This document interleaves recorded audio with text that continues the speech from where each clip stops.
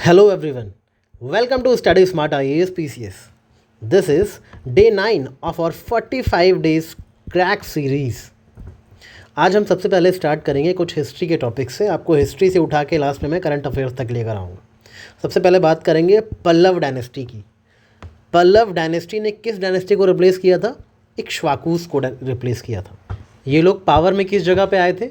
Northern Tamil Nadu में। Suppose ये India का मैप है, ये तमिलनाडु है, इसके नॉर्थ में यहाँ पे पल्लवास थे, राइट। यहाँ पे कौन थे? पांड्यास थे, राइट। यहाँ पे कौन था बताओ? केरला वाले रीजन में चेरास थे, राइट। ये मैप्स आपको पता होने चाहिए। यहाँ पे कदम डायनेस्टी थी, राइट। बीच में इस रीजन में जो है चालुक्यास हुआ करते थे, ठीक है। ऐसे एक मैप बना के नोट्स बना लो, ओके। और वेस्ट में कौन हुआ करता था? मैत्रिकास, राइट। ये सब एक दूसरे के लगभग कंटेम्प्रेरी थे।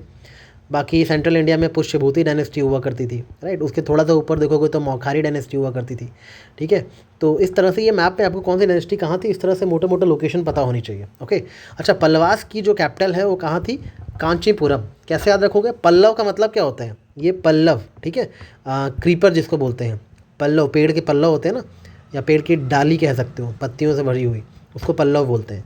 तो क्या हुआ कि कांचीपुरम इसकी कैपिटल है। कैसे याद रखोगे कि जो पल्लव थे बहुत ही कच्चे कच्चे पल्लव थे, तो कच्चे से कांची याद रखना। इस तरह से पल्लव की कैपिटल आपको कांचीपुरम याद रहेगी। जो पल्लव डायनेस्टी बात करते हैं तो इसके मेन फाउंडर जो आते हैं, वैसे तो रियल फाउंडर महेंद्र वर्मन को कहा जाता है, बट जो फाउंडर है वो सिम्हा विष्णु है, राइट। सिम्हा विष्णु जो है फर्स्ट इंपॉर्टेंट किंग है इस डायनेस्टी के। इन्होंने किसको हराया था? कालभरास को हराया था। कालभरास को हराया था इन्होंने और पल्लव डायनेस्टी का रूल इस्टेब्लिश किया था, राइट। कालभरास को जब हराया तो उन्होंने बोला भाई ठीक है, कालभरास को तो हरा दिया आपने, लेकिन भरावी को अपने कोर्ट पोएट रख लो, कोर्ट पोएट रख लो भरावी को, राइट। तो भरावी इनके कोर्ट पोएट थे। ऐसे याद रखना, उन्होंने कालभरास को हराया तो कालभरास ने यार भाई ठीक है आपने हमें हरा दिया, बट एटलीस्ट हमारे भरावी जी को आप कोर्ट पोएट रख लो। ये सिर्फ याद करने के लिए बता रहा हूँ, ट्रिक के लिए। भरावी सच में कोई कालभरास नहीं थे, राइट। तो भरावी इनके कोर्ट पोएट बन गए। भरावी ने कौन सी किताब लिखी? कीरत अर्जुनिया, ठीक है। भरावी ने बोला मुझे अपना कोर्ट पोएट बना लो, मैं ज़िंदगी भर आपकी कीर्ति गाया करूँगा। तो कीरत अर्जुनिया उन्होंने भरावी ने लिखी। तो सिम्हा विष्णु के कोर्ट पोएट भरावी थे, ये बात आपको याद होनी चाहिए। सिम्हा विष्णु ने किसको हराया था? कालभरास को हराया था, पता होना चाहिए आपको। ये वैष्णवाइट रूलर थे, भी आपको पता होना चाहिए, राइट। सिम्हा विष्णु का इंपॉर्टेंट टाइटल था एक मत्तविलास, ये भी आपको पता होना चाहिए, राइट। मत्तविलास। अच्छा, ये भी याद रखना कि सिम्हा विष्णु के साथ हुई थी battle of Pullalur. Battle of Pullalur. Battle of Pullalur में सिम्हा विष्णु को किल कर दिया गया था भाई पुलकेशिन सेकंड ने इनको हराया था, ठीक है, बैटल ऑफ पुल्लालूर में, और इनको मार दिया था सिम्हा विष्णु को, ओके। इसके बाद आए थे महेंद्र वर्मन वन। इन्होंने एक किताब लिखी थी मत्तविलास प्रहासन, ठीक है। मत्तविलास टाइटल तो सिम्हा विष्णु का था, बट मत्तविलास प्रहासन महेंद्र वर्मन वन में लिखी थी। ये सेंट अपर के कहने पे जैनिज्म से खुद को शैविज्म पे आ गए थे, राइट। इन्होंने जो द्रविडियन टेम्पल आर्किटेक्चर था उसको अपने स्टाइल में बनाया, उसको महेंद्र स्टाइल बोला गया, राइट। थोड़ा सा चेंजेस किए, मंडप के स्टाइल में रॉक कट टेम्पल्स बनवाए तो उसको महेंद्र स्टाइल बोला गया, राइट। मतलब द्रविडियन स्टाइल ऑफ टेम्पल को थोड़ा सा ट्विस्ट किया। इन्होंने भी पुलकेशिन II चालुक्य से लड़ाई करी थी। अच्छा, यहाँ एक करेक्शन करना, मैंने जो बताया था सिम्हा विष्णु की पुलकेशिन II से लड़ाई हुई थी, ऐसा नहीं है। पुलकेशिन II से पहले थे सिम्हा विष्णु। सिम्हा विष्णु की लड़ाई एक्चुअली पुलकेशिन II से नहीं हुई थी। पुलकेशिन II से लड़ाई हुई थी महेंद्र वर्मन वन की, जिसमें महेंद्र वर्मन वन को हराया था पुलकेशिन सेकंड ने, राइट। तो इस चीज़ का याद रखना कि महेंद्र वर्मन वन को डिफीट कर दिया था पुलकेशिन II ऑफ चालुक्यास ने, ओके। पुलकेशिन II जो थे वो साउथ वर्ड बहुत तेज़ी से एक्सपेंड कर रहे थे। उन्होंने पल्लव टेरिटरी को अटैक किया था और जो नदर्न पल्लव टेरिटरी है, जैसे वैंगी वाले जो एरिया थे, उनको कैप्चर कर लिया था, ठीक है, पुलकेशिन सेकंड ने। अब महेंद्र वर्मन का जो बदला लिया पुलकेशिन II से, वो इनके बेटे ने लिया, जिसका नाम था नरसिम्हा वर्मन वन, राइट। तो किसने हराया पुलकेशिन II को? महेंद्र वर्मन वन तो हार गए थे। पुलकेशिन II को हराया किसने? नरसिम्हा वर्मन वन ने हराया, राइट। नरसिम्हा वर्मन वन जैसे ही पुलकेशिन II को हराया और वतापी को कैप्चर कर लिया, तभी उन्होंने टाइटल लिया वतापी कोंडा का, ठीक है। इन्होंने अपने आप को टाइटल दिया ममल्ला, और एक पोर्ट सिटी बनाई जिसका नाम रखा ममल्लापुरम, उसको महाबलीपुरम भी कहा जाता है। नरसिम्हा वर्मन वन जो है वो उनके टाइम में कौन विजिट किया था? ह्वेनसांग। और किसके कोर्ट में विजिट किए थे बताओ? मैंने आपको पिछले कुछ लेक्चर्स में बताया था, एक लेक्चर में। तो ह्वेनसांग किसके टाइम पे आए थे? एक तो नरसिम्हा वर्मन वन के कोर्ट में विजिट किए थे, और किसके किसके कोर्ट में गए थे बताओ मुझे कमेंट में, ठीक है। देखता हूँ आप पिछला याद कर रहे हो कि सब भूलते जा रहे हो। Architecture, rock cut monolithic temples इन्होंने बनवाए ममल्लापुरम में, ठीक है। जो कि ममल्लापुरम के फेमस रथास या 7 पगोडास कहा जाता है, राइट। तो ये सारी चीज़ें इनके बारे में याद रखना, मेनली यही इंपॉर्टेंट। इन्होंने पुलकेशिन II को हराया था, क्योंकि पुलकेशिन II ने इनके पिता महेंद्र वर्मन को हराया था, right.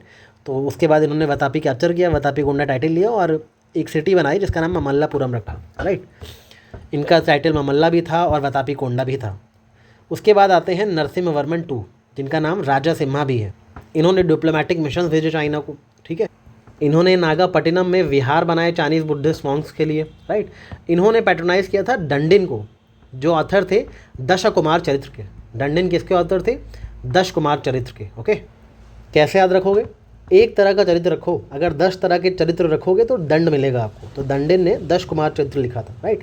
Architecture, promotion of refined Dravidian architecture, high point in art and design. और इन्होंने क्या बनवाया था? कैलाशनाथ टेम्पल बनाया था कांची में, ठीक है, राज सिद्धेश्वर टेम्पल। तो ये सारे फैक्ट्स आपको नरसिम्हा वर्मन II, नरसिम्हा वर्मन I के बारे में पता होने चाहिए, ठीक है। और सिम्हा विष्णु और महेंद्र वर्मन I के बारे में। सिम्हा विष्णु में आपको बस याद रखना है वैष्णवीट राजा थे, कालाभ्राज को हराया था, भारवी इनके कोर्ट पोएट थे जिन्होंने किरातुर्जिना लिखी थी, राइट। उसके बाद महेंद्र वर्मन I जैनिज्म से शैविज्म में कन्वर्ट हुए थे। मत विलास प्रहासन लिखी थी इन्होंने, खुद ऑथर किया था, इसलिए इंपॉर्टेंट है ये बुक, राइट। और महेंद्र स्टाइल ऑफ टेम्पल्स बनाए थे, द्रविडियन स्टाइल को ट्विस्ट किया था। पुलकेशिन II से हार गए थे, राइट।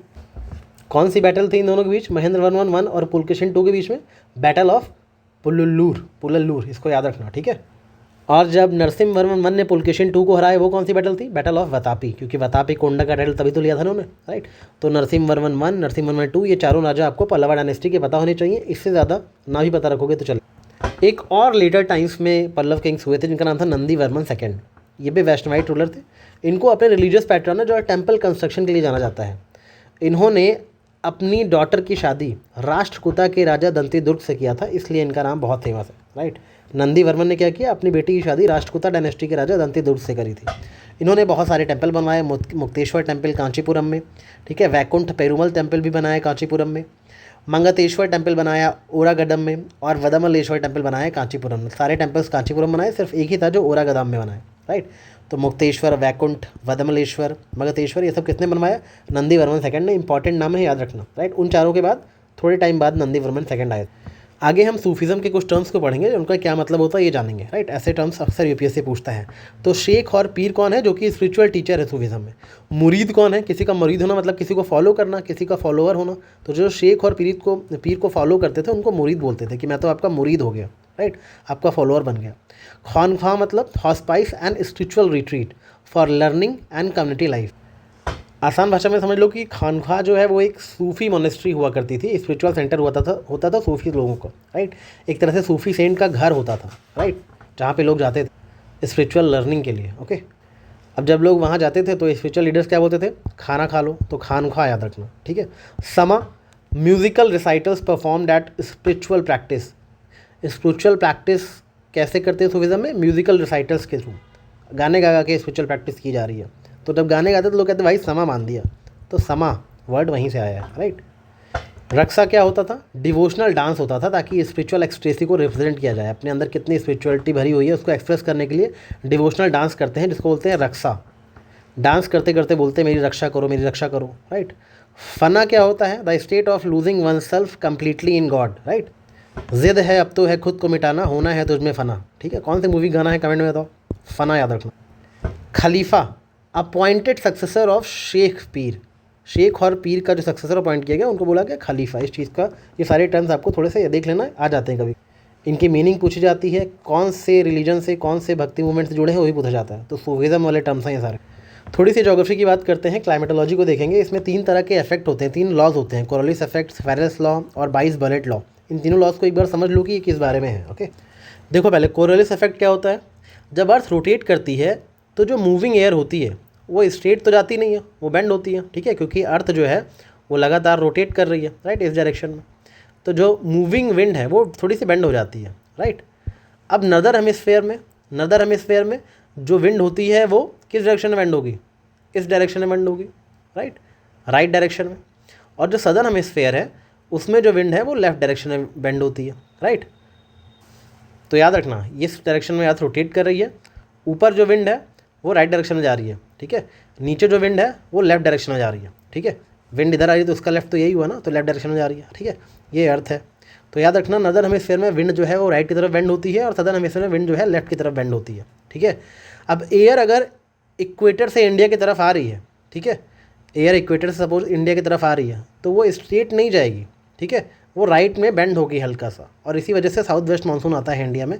तो कोरलिस फोर्स का, कोरलिस इफेक्ट तो बहुत बड़ा रोल है इंडिया में साउथ वेस्ट मानसून लाने में, राइट। ये बेसिक चीज़ पता होनी चाहिए कि नॉर्दर्न हेमिस्फीयर में विंड राइट बेंड होती है और सदर्न हेमिस्फीयर में लेफ्ट बेंड होती है बिकॉज ऑफ कोरलिस इफेक्ट। फेरेल्स लॉ क्या होता है? फेरेल्स लॉ हमें बताता है कि अगर कोई ऑब्जर्वर इस अर्थ पे खड़ा हुआ है तो वो उसको विंड कैसी अपीयर होगी डिफ्लेक्ट होते हुए, ठीक है। How wind appears to deflect, कोई ऑब्जर्वर खड़ा है यहाँ पे अर्थ पे तो उसको विंड कैसी अपीयर होगी डिफ्लेक्ट होते हुए, ठीक है। नॉर्दर्न हेमिस्फीयर में अगर ऑब्जर्वर खड़ा है तो विंड उसको दिखेगा राइट में मुड़ रही है, सदर्न हेमिस्फीयर में खड़ा है तो विंड दिखेगा लेफ्ट में मुड़ रही है, राइट। आप अगर नॉर्थ इंडिया में खड़े होके बॉल फेंको स्ट्रेट, ठीक है, तो आपको क्या दिखेगा? बॉल किधर जा रही है? थोड़ा सा राइट की तरफ कर्व हो रही है अर्थ की रोटेशन की वजह से, राइट। इसको बोलते हैं फेरेल्स लॉ, राइट। फेरेल्स लॉ कोई कुछ नहीं है, प्रैक्टिकल ऑब्जर्वेशन है कोरिलेस इफेक्ट का, ठीक है। अगर आप प्रैक्टिकली ऑब्जर्व करोगे कोरिलेस इफेक्ट को तो फेरेल्स लॉ ही आपको दिखेगा। बाइस वैलेट लॉ क्या होता है? देखो ये लॉज डायरेक्टली क्वेश्चन नहीं आएंगे, इन लॉज पे आपसे कुछ स्टेटमेंट दिए जाएंगे, आपको पहचानना होगा। जैसे बाइस वैलेट लॉ पे पहले एक क्वेश्चन आ चुका है, ठीक है, एक PYQ। क्या होता है बाइस wallet law? It helps you find pressure direction using wind direction, ठीक है। आपको प्रेशर का डायरेक्शन पता चलता है विंड के डायरेक्शन से, ठीक है। इसमें एक रूल होता है, समझ लो। नॉर्दर्न हेमिस्फीयर में अगर आप हो, ठीक है, अर्थ है, आप नॉर्दर्न हेमिस्फीयर में हो, ठीक है, तो आप जिधर हवा चल रही है, ठीक है, उसकी तरफ अपने पीठ कर दो, अपना जो बैक है उस हवा की तरफ पीठ करके खड़े हो जाओ, ठीक है। तो आपके लेफ्ट हैंड पे जो है वो लो प्रेशर पड़ेगा, राइट, और आपके राइट हैंड पे हाई प्रेशर पड़ेगा। ये चीज़ याद रखना, ठीक है। आप नॉर्दर्न हेमिस्फीयर में खड़े हो और विंड सपोज इधर से आ रही है, इसकी तरफ आपने बैक कर दिया, राइट, तो जो आपका लेफ्ट हैंड है उस पर लो प्रेशर पड़ेगा और जो आपका राइट हैंड है उस पर हाई प्रेशर पड़ेगा। ये चीज़ याद रखना, राइट। तो याद रखना, if wind is blowing from west to east, wind अगर वेस्ट टू ईस्ट कर रही है, चल रही है, राइट, और आपने क्या किया है, आपने फेस किया है ईस्ट की तरफ, राइट, यानी विंड की तरफ आपका बैक है, आपने फेस इस तरफ करा हुआ है, ठीक है, तो क्या होगा? लो प्रेशर किस तरफ होगा? लो प्रेशर होगा नॉर्थ साइड में, राइट, क्योंकि लो प्रेशर किस तरफ होगा? आपके लेफ्ट हैंड की तरफ, तो लो प्रेशर नॉर्थ साइड में है और राइट प्रेशर इधर है साउथ साइड में। तो ये कॉन्सेप्ट है, ठीक है। इसको रियल लाइफ में मेट्रोलॉजिस्ट यूज़ करते हैं साइक्लोन्स वगैरह को लोकेट करने के लिए, बाई वैलेंस लॉ को, राइट। लो प्रेशर क्योंकि पता चलता है ना इससे कि किस डायरेक्शन में है, तो ये सारी चीज़ें इस तरह से रियल लाइफ में भी काम आती हैं। तो आसान भाषा में तीनों समझ गया ना। कोरिलेस इफेक्ट क्या बताता है कि विंड डिफ्लेक्ट करती है अर्थ की रोटेशन की वजह से। फेरेल लॉ बताता है कि एक ऑब्जर्वर कैसे ऑब्जर्व करता है उस डिफ्लेक्शन को, और बाइस वैलेट लॉ बताता है कि विंड की डायरेक्शन से हम कैसे प्रेशर का पता लगा सकते हैं। ओके, तो ये तीनों लॉज एक बार समझ लेना इसको, ठीक। आगे हम बात करेंगे ऑर्डिनेंस की। ऑर्डिनेंस का आर्टिकल 123 है, ठीक है। ऑर्डिनेंस क्या होता है? अगर पार्लियामेंट सेशन में नहीं है, ठीक है, और कोई इमीडिएट लेजिस्लेटिव एक्शन लाना है तो ऑर्डिनेंस इशू करते हैं प्रेसिडेंट, राइट, अंडर आर्टिकल 123। याद रखना, ऑर्डिनेंस तभी इशू किए जाते हैं जब पार्लियामेंट हाउस सेशन में ना हो, राइट, और ये ऑर्डिनेंस सिर्फ इमीडिएट लेजिस्लेटिव, कोई अर्जेंट ज़रूरत आ गई तभी ऐसा कानून बनाना चाहिए, ठीक है। ये ऑर्डिनेंस प्रेसिडेंट भले इशू करते हैं but issued on the advice of council of ministers only, ठीक है। ऑर्डिनेंस के पावर क्या होती है? क्या ऑर्डिनेंस एक जो लॉ बनाया जाता है उसके जितना ही पावरफुल होता है? Yes, ordinance has the same exact force as the law pass by the parliament, ठीक है। बट ऑर्डिनेंस कभी भी कॉन्स्टिट्यूशन को अमेंड करने के लिए नहीं लाया जा सकता। कॉन्स्टिट्यूशन में अमेंडमेंट करना है तो जब पार्लियामेंट सत्र में रहे तभी आप अमेंडमेंट करिए, वैसे नहीं, ठीक है। ऑर्डिनेंस को विड्रॉ कौन करता है? President can withdraw the ordinance at any time. President जब चाहे ऑर्डिनेंस को विड्रॉ कर सकते हैं। ऑर्डिनेंस का लाइफ स्पैन कितना होता है? एक बार ऑर्डिनेंस पास हो गया तो ऑर्डिनेंस को पार्लियामेंट के सामने रखना ही पड़ेगा जब भी पार्लियामेंट रीअसेंबल होता है, ठीक है। ऑर्डिनेंस को अगर आपने पार्लियामेंट के रीअसेंबल होने के 6 हफ्ते तक हाउस में नहीं रखा तो वो ऑर्डिनेंस ऑपरेट होना बंद हो जाएगा, ठीक है। आपको 6 हफ्तों के अंदर दोनों हाउसेस से उस ऑर्डिनेंस को अप्रूव करवाना है। जब भी आपका पार्लियामेंट सत्र में आए, सेशन में आए, तो उसके 6 महीने के अंदर आपको वो ऑर्डिनेंस जो आपने अर्जेंट सिचुएशन में लाया था उसको 6 हफ्तों के अंदर दोनों हाउसेस से पास करवाना है, वरना वो ऑर्डिनेंस खारिज हो जाएगा, ठीक है, उसका लाइफ स्पैन खत्म हो जाएगा, ठीक है। ऑर्डिनेंस में याद रखना कि एक केस बहुत इंपॉर्टेंट है, RC Cooper versus union of India 1970 का केस, जिसमें सुप्रीम कोर्ट ने ये बोला कि ऑर्डिनेंस को आप मिसयूज़ नहीं कर सकते, ठीक है। एक बार ऑर्डिनेंस आपका लैप्स हो गया तो उसको रीफॉर्मुलेट करो बार बार, ठीक है, पार्लियामेंट को बाईपास करने के लिए। इस तरीके से आप ऑर्डिनेंस को यूज़ नहीं कर सकते, ठीक है। 2017 में भी एक जजमेंट आया सुप्रीम कोर्ट का, 7 जज बेंच की रूलिंग थी जिसमें बोला गया कि रीफॉर्मुलेट करना ऑर्डिनेंस को ठीक है, without placing before the parliament, इसको डिसअप्रूव कर दिया। ठीक है, आप ऑर्डिनेंस को रिप्रोमगेट करने की कोशिश कर रहे हो, पार्लियामेंट के सामने उसको रख नहीं रहे हो, तो ये अलाउड नहीं है। ठीक है, ये अनकॉन्स्टिट्यूशनल है। It undermines parliament's primary law making role in a democracy. आगे हम बात करेंगे डिपॉजिटरी सिस्टम के इंडिया में। ये क्या होता है डिपॉजिटरी सिस्टम? एक सेंट्रलाइज इंस्टीट्यूशन है जो कि रिस्पॉन्सिबल है होल्डिंग एंड मैनेजिंग सिक्योरिटी। मैंने आपको कल के लेक्चर में बताया था, राइट, कि हमारे जो डीमैट अकाउंट होते हैं वो कहाँ, यही लोग मैनेज करते हैं उसको, राइट। डिपॉजिटरी और कुछ नहीं है, एक तरह का बैंक है फॉर शेयर्स के लिए। शेयर्स के लिए एक बैंक है, बैंक आपके पैसे रखते हैं, डिपॉजिटरी जो होते हैं वो आपके शेयर्स को रखते हैं। ठीक है, डीमैट फॉर्म मैंने आपको बताया था, डीमैटेलाइज फॉर्म यानी शेयर्स का जो है ऑनलाइन फॉर्म। पहले फिजिकल शेयर सर्टिफिकेट दिए जाते थे, अब ऑनलाइन दिए जाते हैं, राइट। सब कुछ डिजिटली स्टोर किया जाता है, राइट। इंडिया में 2 तरह की डिपॉजिटरीज है, मैंने आपको कल शॉर्ट में बताया भी था कि एक NSDL यानी नेशनल सिक्योरिटीज डिपॉजिटरी लिमिटेड, एक CDSL यानी सेंट्रल डिपॉजिटरी लिमिटेड, राइट। ये सिस्टम वर्क कैसे करता है? सपोज आप एक इन्वेस्टर हो, राइट, आपने डीमैट अकाउंट खोला ब्रोकर के थ्रू। बहुत सारे ब्रोकर्स होते हैं डीमैट अकाउंट खोलाने के लिए, उन ब्रोकर्स के नाम भी देख लो, ज़ेरोधा, ठीक है, एंजल वन, ये सब ब्रोकर्स हैं जो आपका डीमैट अकाउंट खुलवाते हैं। ठीक है, अब ब्रोकर को क्या बोला जाएगा? डिपॉजिटरी पार्टिसिपेंट बोला जाएगा। ठीक है, अब ये जो डिपॉजिटरी पार्टिसिपेंट है, डायरेक्टली ब्रोकर तो नहीं बोलोगे ना, इसको डिपॉजिटरी पार्टिसिपेंट बोलोगे। जो ज़ेरोधा है, एंजल वन है, ये लोग डिपॉजिटरी पार्टिसिपेंट्स हैं। ये लोग क्या करेंगे? ये आपको कनेक्ट करेंगे NSDL से या CDSL से। ठीक है, यहाँ पे आपके शेयर सेफली स्टोर हो जाएंगे। तो क्वेश्चन क्या आता है कि इनमें से कौन कौन जो है डिपॉजिटरी है? ज़ेरोधा है, एंजल वन है, NSDL है, CDSL है। फॉर दैट मैटर वो यहाँ पे क्रेडिट ट्रेडिंग एजेंसीज़ का नाम दे देंगे कि क्राइसिल, इकरा, ये सब डिपॉजिटरीज हैं क्या? तो आपको इन नामों में डिफरेंस पता होना चाहिए। क्राइसिल, इकरा, ये सब क्रेडिट ट्रेडिंग एजेंसीज़ हैं। NSDL, CDSL, ये सब आपके डिपॉजिटरीज हैं। ठीक है, ज़ेरोधा, एंजल वन, ये सब क्या है? ये डिपॉजिटरी पार्टिसिपेंट्स हैं, ब्रोकर्स हैं। तो इन सब में डिफरेंस पता होगा तभी एग्जाम क्रैक कर पाओगे। आगे क्रेडिट ट्रेडिंग एजेंसीज, ये क्या करती हैं? क्रेडिट वर्दीनेस एवेल्युएट करती हैं इशूअर की ऑफ डेब्ट इंस्ट्रूमेंट। ठीक है, जो बॉन्ड इशू कर रहा है, जो डेब्ट इंस्ट्रूमेंट इशू कर रहा है, उसकी क्रेडिट वर्दीनेस को एवेल्युएट कौन करता है? Credit trading agencies. ठीक है, कोई कंपनी है वो बॉन्ड इशू कर रही है तो उसकी क्रेडिट वर्दीनेस कौन चेक करेगा? Credit trading agencies, right. ये इन्वेस्टर्स को इसमें हेल्प करता है कि अगर वो किसी कंपनी में पैसा इन्वेस्ट कर रहे हैं तो पहले देखते हैं कि उनकी क्रेडिट रेटिंग कैसी है, उनका बॉन्ड खरीदना चाहिए कि नहीं। ठीक है, ये ठीक वैसा ही है जैसे सिबिल स्कोर एक इंडिविजुअल का होता है ना, वैसे कंपनीज़ के लिए क्रेडिट रेटिंग होती है। ठीक है, कि आपका सिबिल स्कोर है तभी बैंक से आपको लोन देंगे ना, वैसे इन्वेस्टर्स कंपनी में तभी इन्वेस्ट करेंगे जब उनकी क्रेडिट वर्दीनेस सही होगी। ठीक है, तो ऐसी क्रेडिट रेटिंग एजेंसीज बहुत सारी हैं, क्राइसिल है, ठीक है, और इकरा है। ये तो इंडिया में वर्क करती हैं और ग्लोबली भी Fitch group, S&P global ratings, Moody's investor service, ये सब क्रेडिट रेटिंग एजेंसीज है। याद रखना, बहुत कंफ्यूज करता है आपको डिपॉजिटरीज, क्रेडिट ट्रेडिंग एजेंसीज और ब्रोकर्स के नाम सब एक साथ मिक्स करके UPSC कुछ भी पूछ सकता है कि ये डिपॉजिटरीज हैं क्या या ये क्रेडिट ट्रेडिंग एजेंसीज है क्या। ऐसे क्वेश्चन पहले भी आए हुए हैं, जाके देख लेना, और आगे भी आएंगे, बार बार आएंगे, और गलत करोगे अगर ठीक से ध्यान से नहीं पढ़ोगे तो। आगे हम कुछ करंट अफेयर्स को देखेंगे। Operation spider web. Operation spider web क्या था? एक सीक्रेट मिलिट्री मिशन था जो कि किसने चलाया था? यूक्रेन की सिक्योरिटी फोर्स ने। ठीक है, क्या एम था इस ऑपरेशन स्पाइडर वेब का? एम क्या था? जो रशिया के एयर बेसेस हैं, ठीक है, उनको अटैक करना। रशिया के डीप में बहुत सारे एयर बेसेस हैं, ठीक है, उनको अटैक करना ताकि रशिया की जो एयर पावर है उसको कमज़ोर किया जा सके। ठीक है, इसमें कौन सी टेक्नोलॉजी यूज़ की थी यूक्रेन ने? 117 यानी 117 short range first person view drones use किए थे। ड्रोन्स के थ्रू बहुत सारे एक्सप्लोजिव रशियन एयर बेसेस को डिस्ट्रॉय करने के लिए भेजे गए थे। मेन गोल क्या था? रशिया के एयर बेसेस को डिस्ट्रॉय करना और रशिया की एयर पावर को रिड्यूस करना, राइट। एनिमी के घर के अंदर जाके अटैक करना, इसको बोलते हैं डीप स्ट्राइक करना, किसी घर के अंदर घुस के। तो ऐसे बहुत सारे एयर बेसेस उस वक्त न्यूज़ में थे। शायद UPSC आपसे ये लोकेशन पूछ ले कि ये कहाँ पे हैं ये एयरबेस। तो याद रखना, बेलाया एयरबेस जो है इरकुत्स्क में है, सदर्न साइबेरिया में। ओलेनिया एयरबेस ये भी रशिया का है, ठीक है। ड्यूगियो वेल्यो एयरबेस, नाम से ही लग रहा है सब रशिया साइबेरिया के ही हैं, ठीक है। इवानावो, आमूर रीजन, फार ईस्ट एशिया में, ये सभी एयरबेसेस जो हैं रशिया के हैं। एक भी इनमें से UPSC देगा और पूछेगा कहाँ पे है, तो याद रखना रशिया में ही है मोस्टली सारे, राइट। आगे एक और जगह न्यूज़ में थी, येलो लाइन। येलो लाइन कहाँ है? गाज़ा में है। What is yellow line? Yellow line अगर पूछो क्या हो तो क्या बोलोगे? येलो लाइन क्या है?